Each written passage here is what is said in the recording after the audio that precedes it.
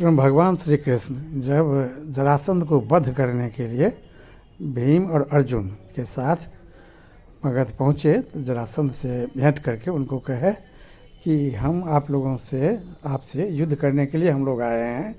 मैं वासुदेव का पुत्र कृष्ण हूँ और ये सब पांडु नंदन भीम और अर्जुन हैं। आप हम तीनों में से किसी को मल्ल युद्ध के लिए चुन करके हमसे आप मल्ल युद्ध करें।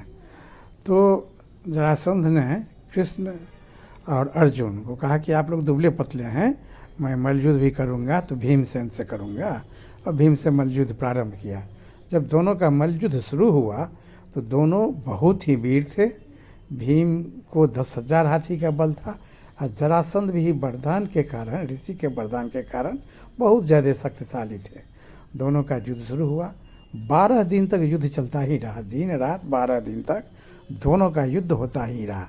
दोनों समान बलशाली थे। अंततः भूख प्यास से थक करके जरासंध जब परेशान हो गया तब भीमसेन ने उसको पछाड़ दिए और कितना भी प्रयास करने के बाद जरासंध मर नहीं रहा था। तब कृष्ण की ओर देखे तो कृष्ण कहे कि उसको पाँव पकड़ करके ऊपर से नीचे तक 2 भाग में चीर दो, चीर कर फेंक दो।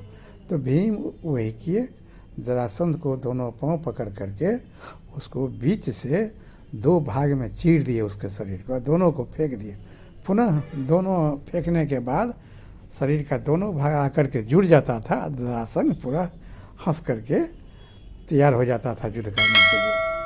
भीम जब 2-3 बार ऐसे ऐसे करके फेंके हुआ जिंदा हो जाता था तो भीम पुनः कृष्ण की ओर देखने लगे कि अब क्या होगा। तब कृष्ण ने जब भीम को इशारा में बतलाया कि इसको 2 भाग में चीर करके शरीर का दायां भाग बाएं तरफ और बायां भाग दाहिना तरफ फेंको।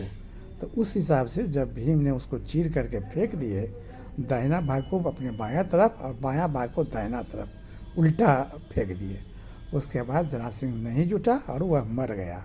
उसके बाद जब जरासंध मर गया तब ये लोग जरासंध जो 84 राजा को जीत करके बंदी बनाकर बलि देने के लिए रखे हुए थे, उस सब को मुक्त किए। जाकर के अपना उन लोगों के पास गए जहाँ उन लोगों को बंदीगिरी में रखा हुआ था।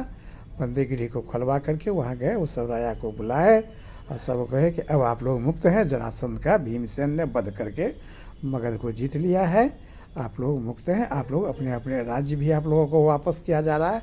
आप लोग जा कर के वो अपने राज्य में सुखपूर्वक रहिए। सभी राजा लोग बहुत ज़्यादा प्रसन्न हो गए और युधिष्ठिर भीम कृष्ण को बहुत ही वो लोग शुभकामना देते हुए अपने अपने राज्य को गए। तब जरासंध का पुत्र आया कि हमको अपने पिताजी का अंतिम संस्कार करने का आदेश दीजिए।